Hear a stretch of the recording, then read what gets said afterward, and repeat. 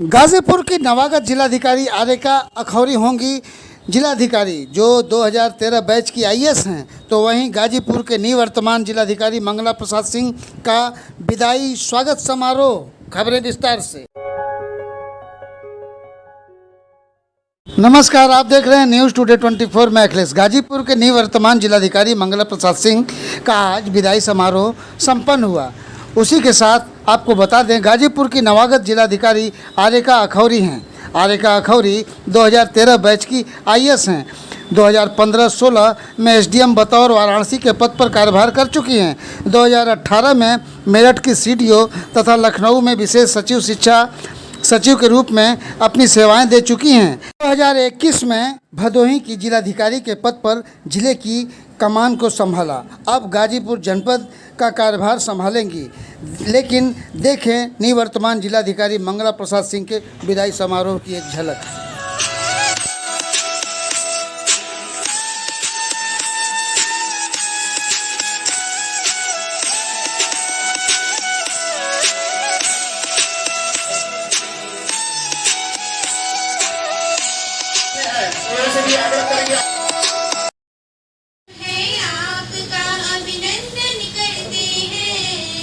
जीवन को हम प्यार और खुशियों से भरते हैं। माँ सानी धन का सानी धन पदमा पम पम ग मग मग रे गड़ गड़ सा सा माँ। प्रेम दया और खुशहाली जो हर मानव में आ जाए। प्रेम दया और खुशहाली जो हर मानव में आ जाए। सबको गले लगा करके धरती स्वर्ग बना जाए। सबको गले लगा करके धरती स्वर्ग बना जाए। स्वागतम है आपका, अभिनंदन करते हैं। जीवन को हम प्यार और खुशियों से भरते हैं। प्रमुख महाचालक, नीचे हमारे बैठे सभी विभिन्न क्षेत्रों से आए हुए सम्मानित और मीडिया के सभी साथियों, आप लोगों का स्नेह और आशीर्वाद देके तो मैं इमोशनल सा हो गया। 2 साल लगता है कि 2 साल हो गया। 13 सितंबर 2020 को मैंने आज ज्वाइन किया था और ये सही है, जब जनपद में आने के वहां से आदेश हुआ तो मुझे लगा कि मेरा कहाँ ट्रांसफर हो रहा, क्योंकि मैं इसके पहले करीब 16-17 सालों तक लगातार कवर टाउन्स में रहा और मेरी सर्विस में शायद ये ऐसा जिला था जब मुझे लग रहा था कि काफी समय से मैं कवर टाउन्स में हूं, कैसा होगा, कैसे काम किया जाएगा। बट हम लोग की सेवाएं ऐसी हैं, शासन के आदेश को सिरधारी करते हुए आना पड़ता है और आया भी। बट ये सोच के आया था कि पंचायत चुनाव, उस समय पंचायत चुनाव की चर्चा चल रही थी, तो मैंने सोचा था कि पंचायत चुनाव तक समय काटते हैं और उसके बाद फिर कोशिश करेंगे कि यहाँ से ट्रांसफर हो जाए और चला जाऊं। जब मैं आया तो कोविड की वेव्स थी, थोड़ी नॉर्मल थी बट एकदम से गई नहीं थी और फिर कुछ ही महीने बाद सेकेंड वेव शुरू हुई। हम सभी के लिए, हमारे पूरे प्रदेश के लिए, देश के लिए, पूरी मानव जाति के लिए एक बहुत बड़ा चैलेंज था। मानव जाति परेशान थी, ऐसा लग रहा था कि अब क्या होगा। और हमारा जनपद गाजीपुर चिकित्सीय रूप से बहुत सशक्त नहीं था, खासकर कोविड जैसी महामारी को झेलने के लिए, क्योंकि उस समय ऑक्सीजन की बहुत जरूरत रहा करती थी। मैं यहाँ के लोगों को धन्यवाद दूंगा, यहाँ के जनप्रतिनिधियों को भी धन्यवाद दूंगा और यहाँ के सामाजिक संगठनों को धन्यवाद दूंगा कि जिस चीज को मैंने अनुरोध किया, जिस चीज के मैंने सहयोग और सहायता मांगी, तो सबने 2 कदम आगे बढ़कर भरपूर सहायता की और भरपूर सहयोग दिया। देखिए, जिला केवल एक आदमी नहीं चलाता है, एक अधिकारी नहीं चलाता है, बल्कि जिले को चलाने के लिए सबकी जरूरत होती है। पूरी टीम से जिला चलता है। जब सभी लोग डिफाइन करते हैं तब जिला चलता है।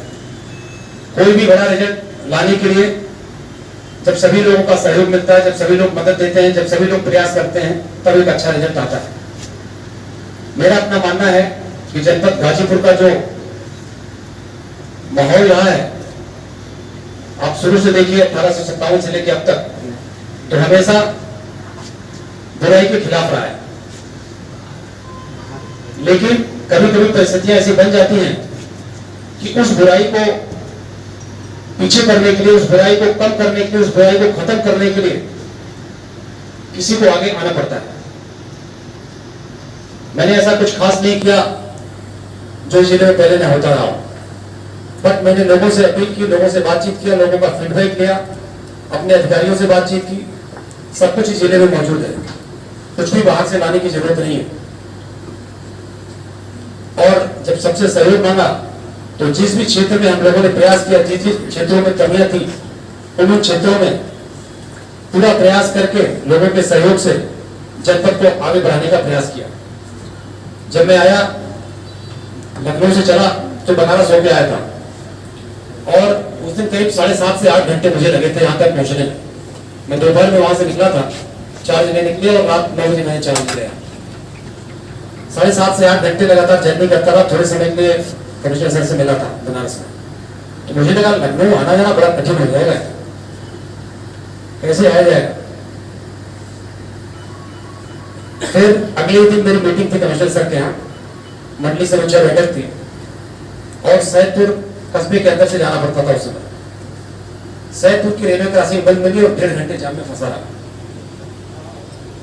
मीटिंग में मैं 2 घंटे लेट से पहुंचा। कमिश्नर सर से क्षमा मांगी, उन्होंने कहा कोई बात नहीं।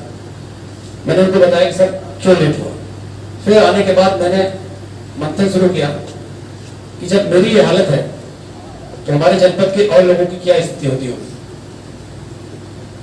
फिर NHI वालों को बुलाया, उनसे बातचीत करी, और अगले 6 महीनों के अंदर मैंने वो टारगेट रखा जो आज आप लोगों के सामने है।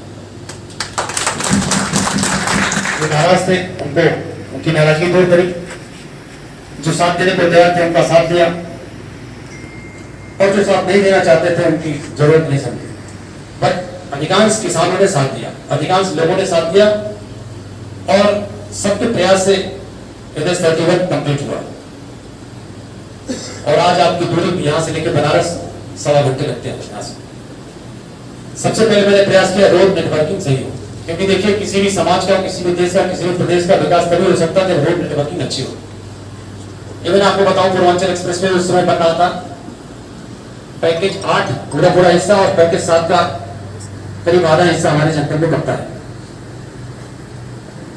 पूरे प्रदेश में 8 पैकेज में सबसे खराब स्थिति हमारी जनपद की थी उस समय, यानी पैकेज 7 का आधा हिस्सा और पैकेज 8 की प्रगति सबसे पीछे थी। उन लोगों से भी मैंने बातचीत करी, अपने अधिकारियों से भी बातचीत करी।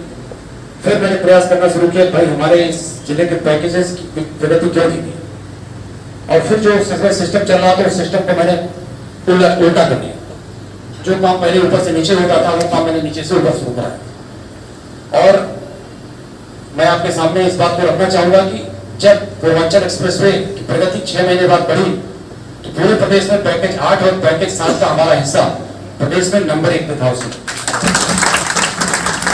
और हमारे ऐसे सोच सर उस समय हर 15 दिन पर एक बार आते थे और मॉनिटरिंग करते थे, रिव्यू करते थे, और उन्होंने बाद में अप्रिशिएट भी किया कि नहीं तुम्हारे यहाँ का काम अच्छा है।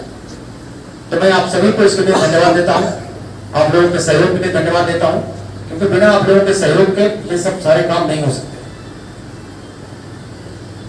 कोविड के साथ साथ, रोड नेटवर्किंग के साथ साथ प्रयास मैंने किया कि यहाँ की जो चिकित्सीय व्यवस्था है और जो बेसिक स्कूल्स की स्थिति है उसमें सुधार किया जाए। हमारे जनपद में 2269 विद्यालय हैं। बहुत सारे विद्यालयों में बैठने के लिए बच्चों के लिए फर्नीचर्स नहीं, बहुत सारे विद्यालयों में ऑपरेशन कायाकल्प के तहत जो कार्य कराए गए थे या कराए जाने थे वो काफी पीछे थे। मैंने एक एक प्रधानाध्यापक से, एक एक अपने खंड शिक्षा अधिकारियों से और उससे जुड़े हुए सभी लोगों से, खासकर हम अपने ग्राम प्रधानों को भी धन्यवाद देंगे कि ऑपरेशन कायाकल्प के तहत लोगों ने खूब काम किया। पूरे जनपद में सबने सहयोग दिया और आज की डेट में हम लोग 2000 से अधिक विद्यालयों को ऑपरेशन कायाकल्प से सैचुरेट कर चुके हैं। थोड़े से विद्यालय होते हैं कि 2 महीने का हमारा टारगेट है कि इसको भी हम लोग पूरा करा लें। तो निश्चित रूप से ये सारे काम अकेले कोई नहीं कर सकता। ऐसे ही चिकित्सा व्यवस्था में भी था। जब कोविड था तो हमारे यहाँ कोई भी ऑक्सीजन जनरेटर नहीं था और आज की डेट में हमारे 6 हॉस्पिटल्स में ऑक्सीजन प्लांट एस्टेब्लिश्ड है और फंक्शनल पोजीशन। यानी अगर कोविड जैसी महामारी भगवान करे ना हो, बिल्कुल ना हो, लेकिन अगर ऐसी कोई परिस्थिति पैदा भी होती है तो अब आपके जनपद में कोई समस्या नहीं होने वाली। मैं यहाँ के सामाजिक संगठनों को, चाहे वो रामलीला समिति वाले हों, चाहे रोटरी क्लब वाले हों, चाहे हमारे व्यापार मंडल के लोग हों, चाहे हमारे इंडस्ट्रियल एसोसिएशन के लोग हों, बहुत मदद की, बहुत सहयोग दिया। मैं आप सभी का आभार प्रकट करना चाहूंगा क्योंकि बिना आपके सहयोग के हम लोग आगे नहीं बढ़ पाते। और सबसे बड़ा जो सहयोग रहा, जो सबसे कई जिलों में जो सबसे बड़ी परेशानियां लोग महसूस करते हैं, लेकिन यहाँ मैं धन्यवाद दूंगा अपने मीडिया जगत के सभी साथियों का। उन लोगों ने बहुत बहुत सहयोग दिया। हमारी न केवल कमियों को उजागर किया उन्होंने, बल्कि उन्होंने ये भी सजेस्ट किया कि इसका समाधान क्या है और इसका सोल्यूशन क्या है। समस्या बताना तो आसान होता है, पर सोल्यूशन बताना कठिन होता है। और मैं अपने मीडिया के सभी साथियों का धन्यवाद दूंगा, सभी को बेस्ट विशेष करूंगा और फ्यूचर में कोशिश करूंगा कि आप लोग ऐसा ही सहयोग आगे भी देते रहिएगा। बिना आपके सहयोग के बहुत सारे काम हम नहीं कर पाते। सूचनाएं देना, वहां पहुंचना, बताना बहुत बड़ी बात थी। और सबसे बड़ी बात, अगर कहीं कोई अन्यथा परिस्थिति पैदा भी हुई तो उन परिस्थितियों को संभालने में भी हमारे मीडिया के साथियों ने सहयोग दिया। मैं आप सभी के प्रति आभार प्रकट करता हूं और आप लोगों से अपील भी करता हूं, निवेदन भी करता हूं कि आप लोग अपना स्नेह और प्यार, आशीर्वाद बनाए रखिएगा।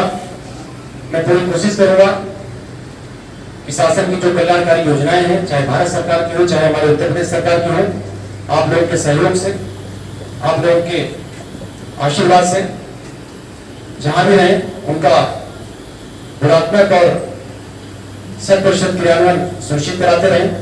क्योंकि आज की डेट में भारत सरकार और उत्तर प्रदेश सरकार से इतनी कल्याणकारी योजनाएं चल रही हैं कि केवल और केवल उन योजनाओं को अमली जामा पहना दिया जाए तो आम पब्लिक को कहीं कोई परेशानी आने वाली है ही नहीं। जरूरत है उन योजनाओं को धरती पर उतारने की और आम जनमानस को उसे लाभान्वित करने की। तो आप लोगों के आशीर्वाद से, आप लोगों के सहयोग से मैं कोशिश करूंगा कि भविष्य में आप लोगों की अपेक्षाओं पर खरा उतरूं। और मैं धन्यवाद दूंगा अपनी पूरी टीम को, विशेषकर वर्तमान में जो है एसपी साहब उनको, इसके पहले रामबदन जी थे, डॉक्टर ओपी सिंह थे जो आजकल बधाई में है, उनको और उनकी पूरी टीम को।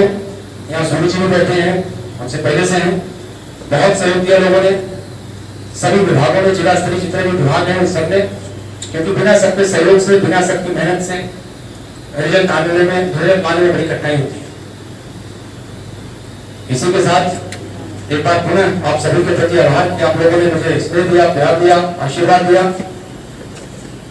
और आप लोगों का स्नेह, आपका प्यार मैं हमेशा अपने दिल में सजोए रखूंगा। मैं आप सभी से अपील करूंगा कि जब भी लखनऊ या उधर आना हो तो आप लोग सादर आमंत्रित हैं। मुझे अच्छा लगेगा कि यदि आप लोग आएंगे, जहाँ पे है, यदि आप लोग किसी भी रूप में याद करना चाहेंगे मुझे अच्छा लगेगा। मैं समझूंगा कि आप लोग अपने दिल में स्थान बनाए हुए हैं और ये माहौल आगे भी बनता रहे, अच्छा रहे, लोग आपस में प्रेम भाईचारा बनाए रखें। सर्विसेज है, एक स्थान से दूसरा, दूसरे से तीसरा, मेरा भी 14 जिले हो गए, बट जिनसे जो भी संबंध है, चाहे पुराने हो चाहे नए हो, वो संबंध हमेशा बने रहते हैं और बने भी रहना चाहिए। इसी का नाम जिंदगी, वरना समय कब कर जाता। क्योंकि इस जिले में सामूहिक विवाह पहले नहीं हुआ करते थे जिले स्तर पर, पहले ब्लॉक लेवल पे हुआ करते थे। कुछ एक लोग उसमें आरोप भी लगाते थे, लोगों को पता भी नहीं चलता था। जब मैं आया तो मैंने कहा नहीं, पूरे जनपद के सभी पात्र लोगों को इकट्ठा करता हूँ और जिले स्तर पर एक भव्य और बड़ा कार्यक्रम करता हूँ। ये सब तो मैंने तय कर लिया, बट जब शाम को याद आया क्या शादी कौन कराएगा 500 लोगों की, जिसमें 5000 लोग इकट्ठा होंगे, तो याद आया कि कलेक्टर घाट पर गुरु जी मिले थे, उनसे सहयोग और उनसे सही रूप में कोई नहीं हो सकता।